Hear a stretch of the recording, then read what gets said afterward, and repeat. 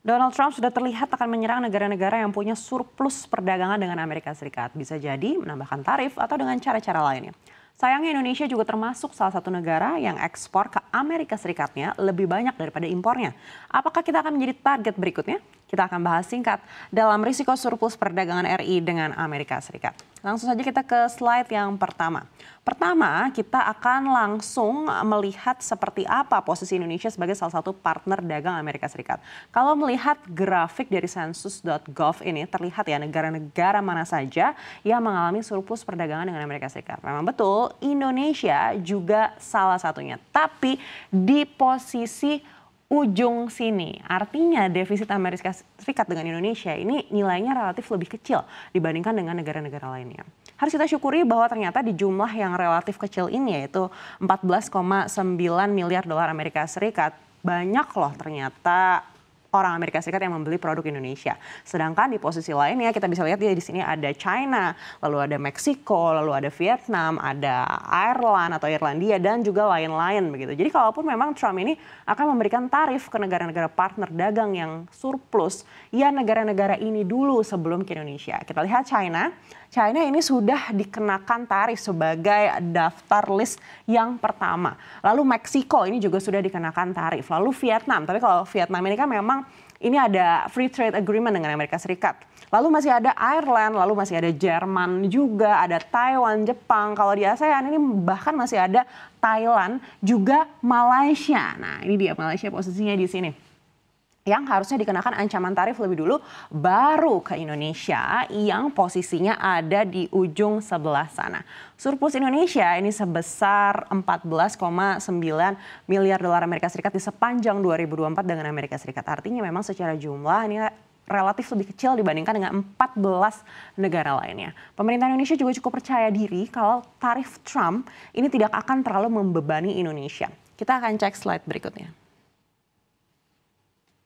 Alasannya karena memang dari dulu Indonesia sudah dikenakan tarif, terutama untuk ekspor sepatu hingga pakaian. Ini alasannya memang kita bisa mungkin lebih imun begitu ya terhadap ancaman tarif Trump kali ini. Indonesia malah berupaya juga untuk mendapatkan penurunan tarif dengan Amerika Serikat. Maka itu tengah dicari format apa nih kira-kira yang bisa memungkinkan untuk menuju ke sana. Bisa saja dalam bentuk free trade agreement misalnya seperti yang dimiliki antara Vietnam dan Amerika Serikat. Nah inilah juga alasan kenapa nilai ekspor Vietnam ke Amerika Serikat itu bisa melonjak tinggi. Lalu apakah ini akan menjadi bumerang juga bagi Vietnam? Ya namanya juga Trump begitu ya, penuh kejutan. Bisa saja terjadi, mungkin Vietnam juga harus waspada saat ini. Tapi kalau berkaca pada kepemimpinan Trump sebelumnya, ekspor Indonesia sih sebenarnya terus meningkat. Ketika di era Barack Obama, kenaikan ekspor Indonesia ke Amerika Serikat waktu itu hanya 8,52%. Tapi di era Trump 1.0 ini malah melonjak ke 15,3%. Apakah di Trump 2.0 ini akan melesat lagi begitu ya di atas 15,3%? Ya semoga saja. Tapi barang-barang apa sih sebenarnya yang menjadi pendukung melesatnya ekspor Indonesia ke Amerika Serikat? Kita akan cek slide berikutnya. Nah, kalau dalam grafik ini kita bisa lihat ini ada 10 kategori barang Indonesia dengan nilai ekspor terbesar ke Amerika Serikat. Pertama kita lihat ini ada mesin dan perlengkapan elektrik nilainya sampai 4,2 juta dolar Amerika Serikat. Lalu berikutnya ada pakaian rajutan nilainya 2,5 juta dolar Amerika Serikat. Lalu diikuti dengan alas kaki 2,4 juta dolar Amerika Serikat dan lain-lain sampai yang paling kecil itu olahan daging dan juga ikan. Banyak juga ternyata barang Indonesia yang mendapatkan atensi dari pasar Amerika Serikat. Kita harapkan memang produk-produk ini semakin dicintai oleh pasar AS, bahkan kalau bisa menyebabkan ketergantungan begitu ya. Karena dengan begitu meskipun mungkin nanti dikenakan tarif 10% begitu ataupun harganya menjadi naik, tapi akan tetap dibeli karena memang sudah memiliki pasar sendiri di Amerika Serikat. Meskipun saat ini posisi Indonesia ini sebenarnya relatif lebih aman dibandingkan dengan 14 partner dagang Amerika Serikat yang juga surplus yang sudah kita bahas di slide berikutnya, tapi bukan berarti pengenaan tarif Trump ke negara-negara partner ini tidak akan membebani Indonesia secara tidak langsung. Lalu seperti apa risikonya? Kita akan cek slide berikutnya.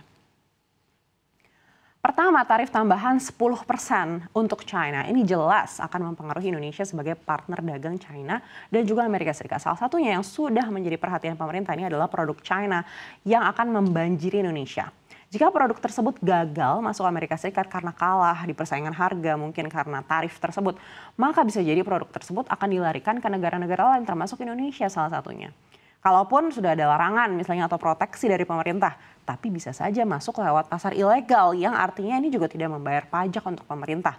Di mana impor ilegal ini kan juga kerap menjadi masalah yang tidak kunjung bisa diberantas di Indonesia. Kalau dari segi konsumen, mungkin kita sebagai konsumen ini bisa mendapatkan barang-barang dengan harga yang relatif murah. Tapi dari segi industri, UMKM, dan produsen ini adalah kehancuran dan membahayakan pertumbuhan industri dalam negeri. Sudah ada contohnya yang hingga saat ini masih terus tertekan, yaitu produk tekstil dan juga turunannya. Maka itu dibutuhkan intervensi serius dari pemerintah agar tidak menyebar ke industri-industri lainnya. Karena sudah ada juga loh contohnya di negara lain seperti Thailand misalnya, yang dulu terkenal akan produk-produk tekstilnya, mungkin banyak teman-teman netizen yang juga tahu, lalu akhirnya dilirik oleh China dan produk-produk China masuk, akhirnya kini produk-produk asli Thailand ini banyak yang tergantikan dengan produk-produk China yang harganya jauh lebih murah. Lalu berikutnya adalah harga batu bara. Pasca perang tarif China dan Amerika Serikat, memang kita lihat harga batu bara ini terus turun, bahkan sudah di 113,5 dolar Amerika Serikat per ton. Jangan lupa batu bara Indonesia ini kan juga adalah produk yang nilainya cukup besar dibeli oleh China. Tapi apakah ini berarti harganya akan semakin anjlok? Apalagi perekonomian China ini kan masih terus merangkak setelah COVID-19 begitu ya. Dan berikutnya jika perang tarif Trump dan China ini semakin serius, potensi untuk meningkatkan imported inflation di Indonesia juga semakin tinggi. Karena kita ini kan juga beli barang dari Amerika Serikat maupun China begitu ya. Meskipun kalau melihat dari data inflasi di Januari kemarin, Indonesia juga masih mencatatkan deflasi. Jadi tidak terlalu meresahkan, tapi bukan berarti kita tidak waspada. Dan berikutnya juga potensi terjadinya kelangkaan barang. Kalau memang ada tarif yang tinggi, tentu ini akan mengubah persepsi produsen barang terhadap produk-produk tersebut.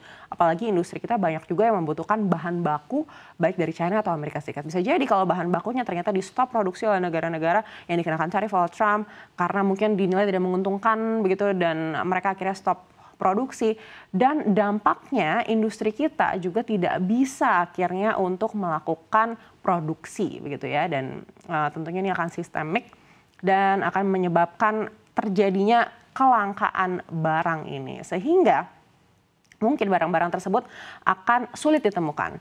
Semoga industri di dalam negeri juga sudah menyiapkan ya seperti apa langkah antisipatifnya agar ini tidak terjadi, karena pastinya cuannya akan terancam dong ya, dan masyarakat juga jadi akan susah mendapatkan produknya.